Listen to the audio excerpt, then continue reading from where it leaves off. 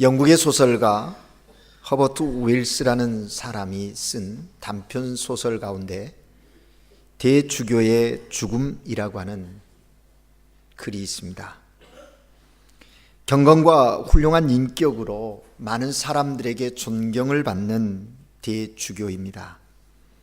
그는 오랜 세월 하나님을 잘 섬겨왔고 그의 경건한 생활은 널리 알려져서 많은 사람들에게 존경을 받습니다.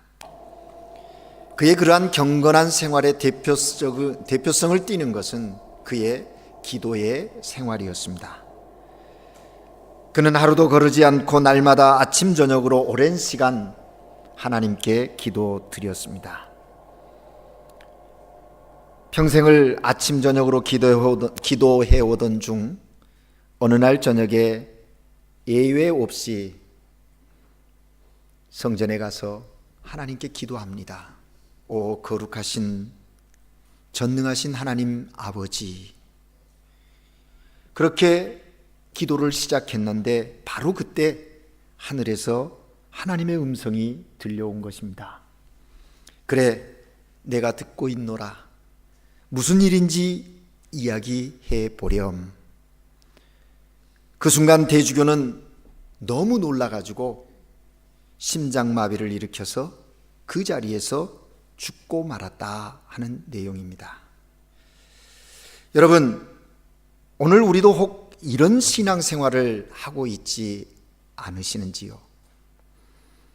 살아계신 하나님을 경험하지 못하고 평생 하나님에 대한 지식으로만 신앙생활을 하고 있지는 않는지, 하나님을 만나고 하나님을 삶 속에서 구체적으로 경험하지 못하고 단순히 지식적으로 또한 어떤 이성적인 논리를 가지고 하나님에 관하여 알고 있는 그것이 마치 믿음 생활인 양 착각하고 살아가고 있지 않느냐 하는 것입니다. 여러분, 우리의 신앙은 하나님을 아는 것에서 시작이 되어져야 합니다. 여기 하나님을 안다라고 할 때 이 알면요, 우리가 흔히 말하는 그런 지성의 능력이나 이성적 기능을 발휘해서 판단하고 분석하는 그런 논리에 의해서 알아가는 지식적인 알물 이야기하지 않습니다.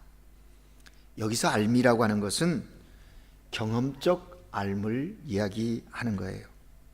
직접 삶 속에서 눈으로 보고 손으로 만지고 부딪히면서 아는 것입니다. 다시 말하면 여기에서 알미라고 하는 것은 히브리어 야다라는 말인데 지식이 아니라 체험적으로 안다 하는 것입니다. 하나님을 아는 것, 지식으로 분석함으로 알아지는 것이 아니라 하나님과의 관계성 속에서 아는 거예요. 하나님을 만나는 것입니다. 여러분에게 묻고 싶습니다. 여러분은 하나님께서 지금도 살아계신 하나님이심을 믿으십니까? 여러분은 우리가 믿는 하나님이 전능하신 하나님이심을 믿으십니까? 그리고 우리가 믿는 하나님은 우리의 모든 필요를 채우시는 능력 있으신 하나님이심을 믿으십니까?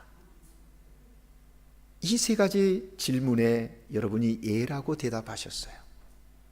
그런데 그 예라고 대답하신 여러분의 답 속에 어떤 하나님을 알고 예라고 대답하셨습니까? 정말 여러분의 삶 속에서 구체적으로 그러한 하나님이 경험되어지고 있습니까? 정말 여러분의 삶의 순간순간마다 하나님이 인격적으로 여러분을 만나주시고 여러분과 함께 하심을 느끼면서 믿음의 삶을 살기에 그것이 여러분의 고백으로 고백되어지는 그런 믿음에서 답을 하셨는가 하는 것입니다. 만약에 그것이 아니고 성경에서 그렇게 말하니까, 누군가가 그렇게 하나님을 소개하고 있는데 그런 것 같으니까 이것은 신앙이 아닙니다. 오늘 여기서 말하는 하나님을 안다라는 그런 삶의 신앙이 아니다 하는 것입니다. 신앙은 지식이 아니라 하나님을 삶 속에서 구체적으로 경험하는 것입니다. 우리가 바르고 참된 신앙의 삶을 살려면 그렇게 해야 되는 거예요. 여러분, 오늘 우리가 읽은 본문 호세아서, 이 호세아서는 바로 그것을 우리에게 말씀하고 있어요. 안 믿는 자들에게 이야기하는 것이 아니라 하나님의 선택된 백성 이스라엘을 향해서 하나님이 호세아를 통해 말씀하시는 겁니다. 여러분이 성경 암송, 하나님의 사랑에 대한 암송, 요한복음 3장 16절 말씀 암송하시죠? 구약의 요한복음 3장 16절은요 호세아서입니다. 하나님의 사랑이 어떠한지 그것을 구체적인 삶의 현장의 실체를 통해서 이스라엘에게 말씀하고 계신다 하는 것입니다. 하나님은 호세아를 통하여 이 아침에 우리에게 말씀하십니다. 여호와를 알자. 여호와를 알자. 힘써 여호와를 알자. 여호와를 알자. 힘써 여호와를 알자 말씀하시는 거예요. 나는 인애를 원하고 제사를 원하지 아니하며 번제보다 하나님 아는 것을 원한다. 그렇게 말씀하세요. 왜 하나님께서 이토록 이스라엘 백성을 향하여 나를 알라고 말씀하고 계실까요? 하나님의 택함을 받은 백성들이 택한 백성으로서의 정체성을 갖지 못하고 삶을 살아가는 모습, 회개한다고 하나 그 회개가 온전한 회개가 아님을 아신 하나님께서 안타까워하시는 마음으로 저들을 향하여 말씀하시는 겁니다.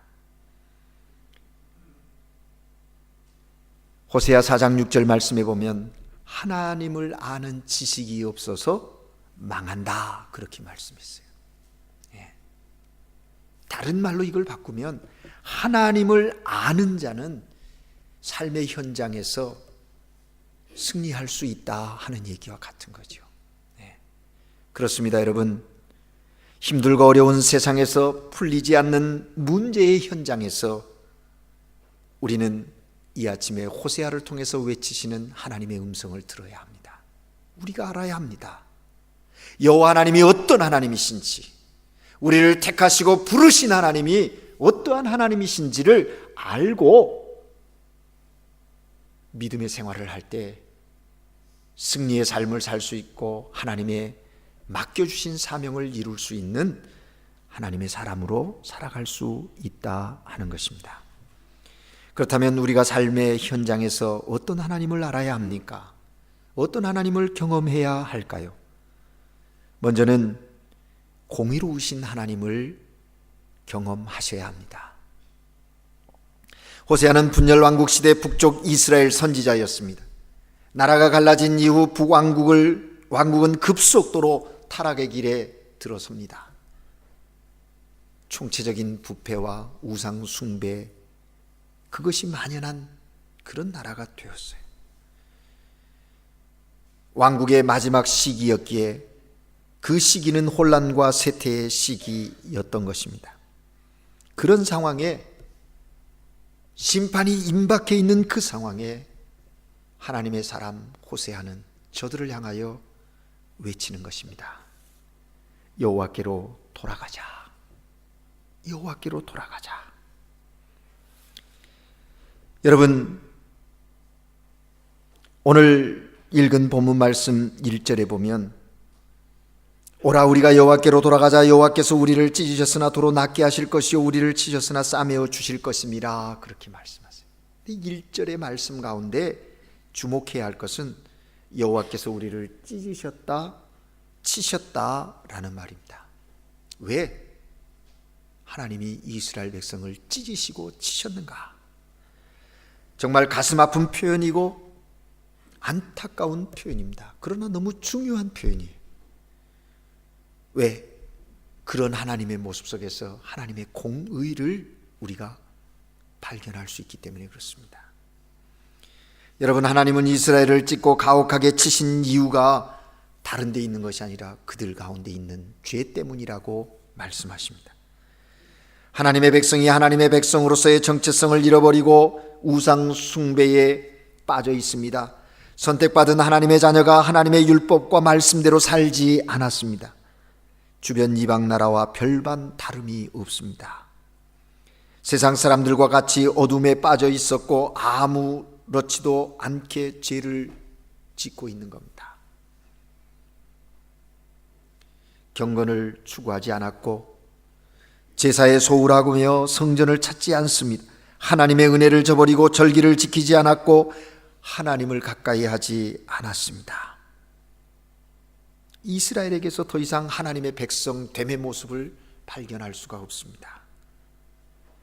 이런 백성을 보면서 하나님은 잠잠하지 않으셨어요.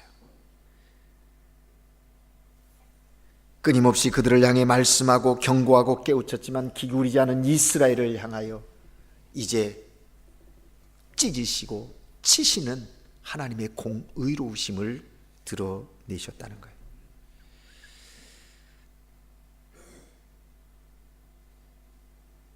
여러분, 하나님은 공의의 하나님이십니다. 하나님은 분명히 우리를 사랑하셔서 나를 선택하고 나를 붙드시고 끝까지 인도하실 하나님이신 걸 압니다. 그러나 그 하나님은 공의로우신 하나님이시라는 사실을 알아야 합니다. 불의를 용납하지 않고 어둠을 좋아하지 않으십니다. 죄를 싫어하시고 악을 미워하시는 분이십니다.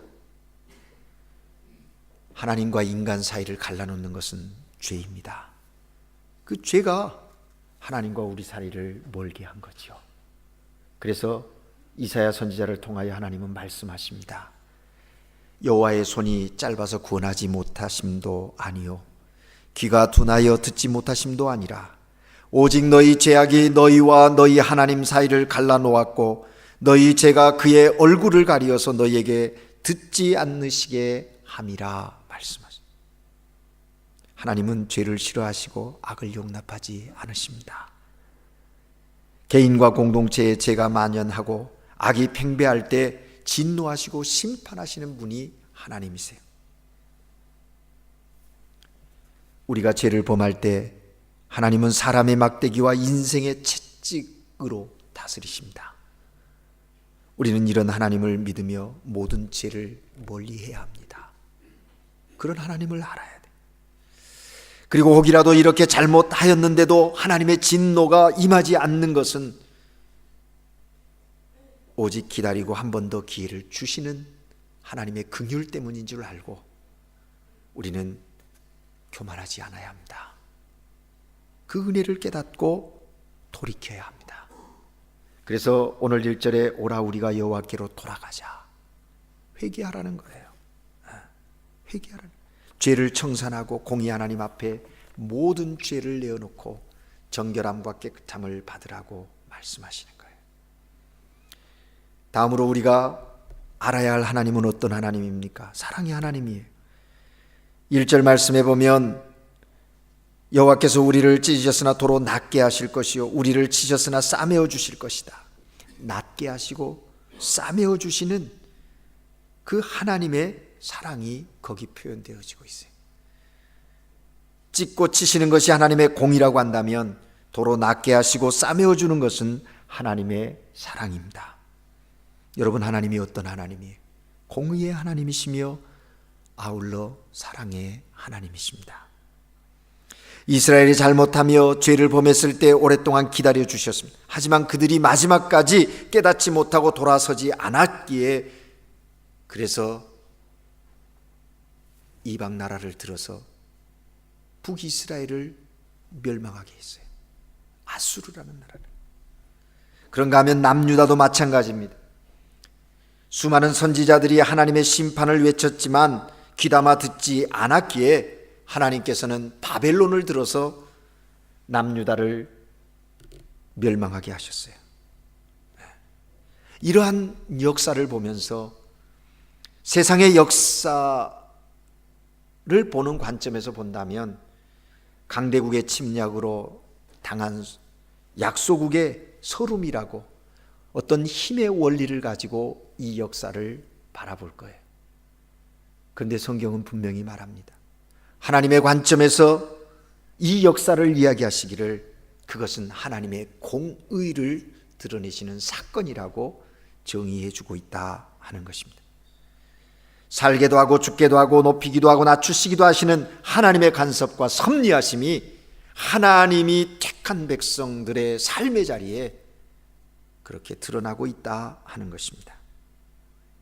그런데 여러분, 이러한 공의의 하나님이요, 오늘 본문에 보니까 그들의 눈물을 외면하지 않으세요.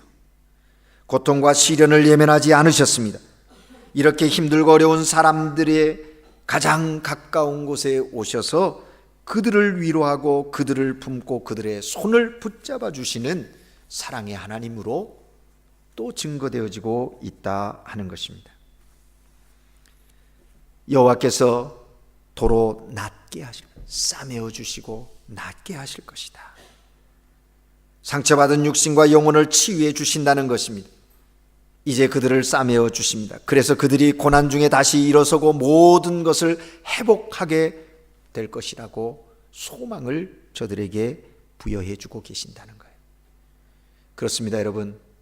오늘 이 시대를 살아가는 하나님의 자녀로 우리가 꼭 알아야 할 하나님 두 가지 성품, 그것은 공의와 사랑입니다. 하나님은 공의로우시고 사랑이라는 거예요.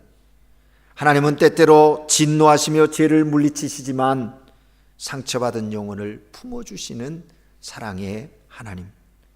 그래서 하나님의 성품, 언제나 이 공의와 사랑이 병행되어지고 있다는 거예요.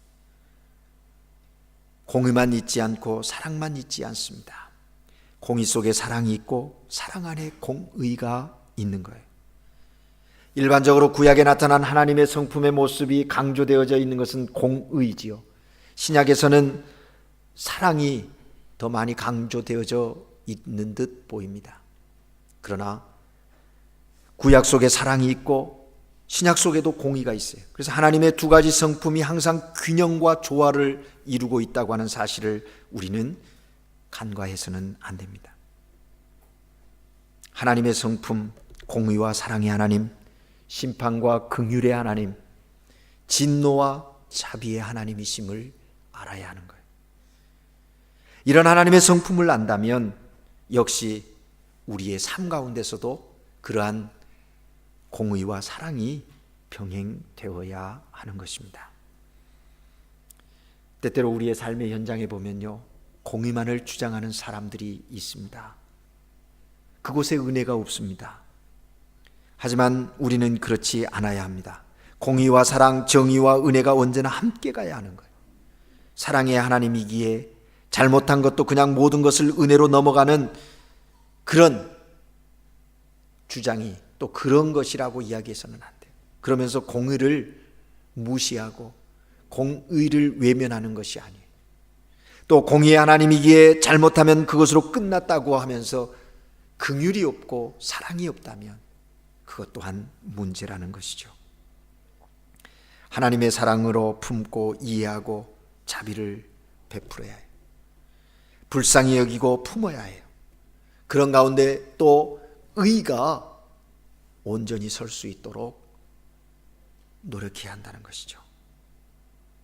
사랑하는 여러분, 이것이 하나님을 알고 경험한 자들이 또한 삶 가운데서도 그렇게 살아야 함인 것입니다.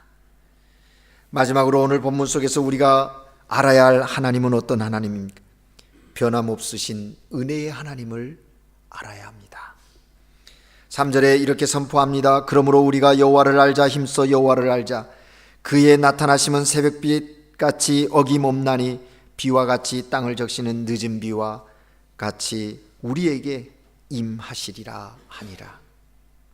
여기 이 말씀 3절에서 주목해야 하는 것은요, 어김없이라고 하는 단어예요. 개역성경에는 이것을 일정하니라고 번역했고요, 표준 세번역에는 우리가 주를 알자, 애써 주를 알자, 새벽마다 여명이 오듯이 주께서도 그처럼 어김없이 오시고 해마다 쏟아지는 가을빛처럼 오시고 땅을 적시는 봄비처럼 오신다. 그렇게 얘기합니다. 팔레스틴 땅의 농사에 있어서 이른 비와 늦은 비는 너무나 중요한 거예요. 이른 비는 파종의 때를, 늦은 비는 결실을 위한, 열매를 위한 비거든요. 그래서 늦은 비도 없고. 근데 그것이 일정하게 이루어져야 한다는 거예요. 여러분 아시는 대로 자연은 변하지 않습니다. 해가 뜨고 해가 지는 것은 일정합니다. 계절의 순환이 일정한 것처럼 하나님의 임하심도, 하나님의 은혜도 일정하시다, 변함이 없으시다 하는 것을 하나님은 호세아를 통하여 이스라엘 백성들에게 지금 말씀하고 계시는 거예요. 이러한 하나님을 야고보는 야고보 1장 17절에서 이렇게 말합니다. 온갖 좋은 은사와 온전한 선물이 다 위로부터 빛들의 아버지께로부터 내려오나니 그는 변함이 없으시고 그림자도 없으시니라. 예수님에 대해서도 히브리서 기자는 히브리서 13장 8절에서 예수 그리스도는 어제나 오늘이나 영원토록 동일하시다 그렇게 증거하고 있어요. 우리를 향한 하나님의 공의와 사랑은요 한결같으신 거예요. 일정하신 거예요. 우리는 그 하나님을 경험해야 합니다. 고백할 수 있어야 합니다. 그렇습니다. 우리를 향한 하나님의 사랑이 변함이 없습니다. 한번 우리를 택하시면 끝까지 책임지심, 구원이 변하는 것이 아닙니다. 우리가 설령 하나님을 실망시키고 범죄하고 잘못해도 하나님은 우리를 버리지 않으십니다. 사람들은 나를 버리고 배신하고 나를 떠나도 하나님은 결코 나를 떠나지 않으십니다. 임마누엘의 하나님은 변함없이 나와 함께 하십니다. 한결같이 나에게 다가오시고 일정하게 우리를 대하시는 거예요. 이런 하나님이시기에 우리가 신뢰하고 있는 거예요. 이 하나님을 우리가 믿는 거예요. 그 안다라고 하는 것은 삶에서 그런 하나님을 경험하는 거예요. 이런 믿음 가진 사람들이 삶에 승리가 있고 기쁨이 있는 겁니다. 여기 호세아를 통해서 이런 하나님을 알되 어떻게 알라고 그랬어요? 힘써 알라고 그랬어요. 힘써. 여기 힘써 안다라는 말에서 힘써라는 말은요 라다프라는 말인데 하나님을 알고 섬기는 일에 온 마음과 성품을 다하여 열심을 쫓아가는 그 말을 하는 거예요. 범인을 잡을 때 경찰이 어떻게 해? 있는 힘을 다해서 잡는 거예요. 그런 그 힘씀을 이야기하는 거예요. 한 수도사가 스승에게 질문했습니다. 어떻게 하면 하나님을 찾을 수 있을까요? 스승이 대답합니다. 갈망함으로써 하나님을 찾을 수 있느니라. 저는 온 마음을 다해서 하나님을 갈망하고 있습니다. 그런데 왜 아직도 그분을 못 찾고 있을까요? 라고 제자가, 이 수도사가 스승에게 말하는 거예요.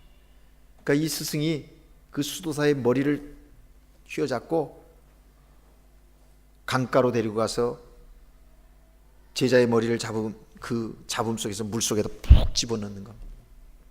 한참 지나 스승의 그 행동에 놀란 이 제자가 막 물속에서 몸부림치고 필사적으로 빠져나오려고 몸부림치는 거예요. 한참 지난 다음에 스승이 제자의 머리를 놓아주고, 그리고 나서 스승이 제자에게 묻습니다. 자네, 내가 머리를 물속에 넣었을 때 왜 그렇게 몸부림쳤나?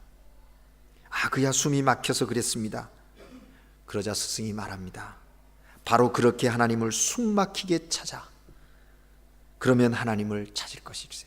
그렇게 숨 막히도록 몸부림치는 것이 여기 라다프라고 하는 단어의 의미입니다. 여러분, 여러분의 삶의 자리에서 힘써 하나님을 알려고 하는 그런 사모함과 그런 열망이 여러분 가운데 있어야 한다 하는 것입니다. 이런 하나님을 경험할 때 우리의 신앙이 회복되어지고 그 신앙의 회복을 통하여 열정을 가지고 하나님의 거룩한 일에 충성하고 헌신할 수 있는 하나님의 사람들이 세워진다 하는 것입니다. 사랑하는 여러분, 믿음이란 신실하심입니다. 신실하신 하나님, 공의로움과 사랑과 변함없으신 은혜로 우리에게 다가오시는 그 하나님이 신실하신 하나님.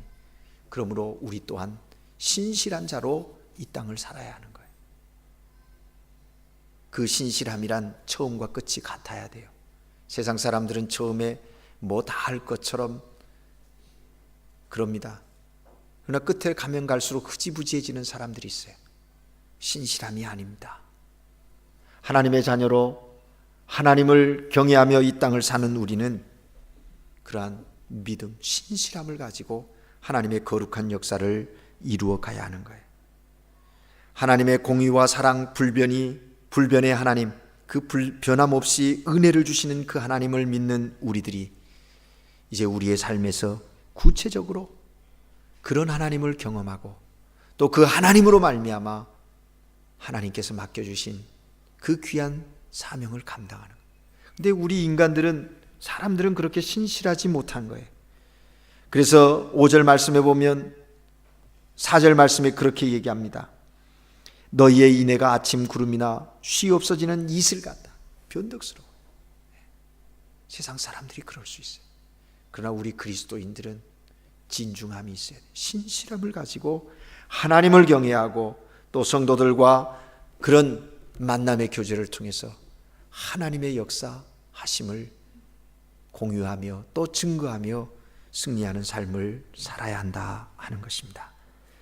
이러한 하나님을 알매 축복이 오늘 하나님께 예배하는 저와 여러분 모두에게 있기를 주의 이름으로 축복합니다. 기도하겠습니다.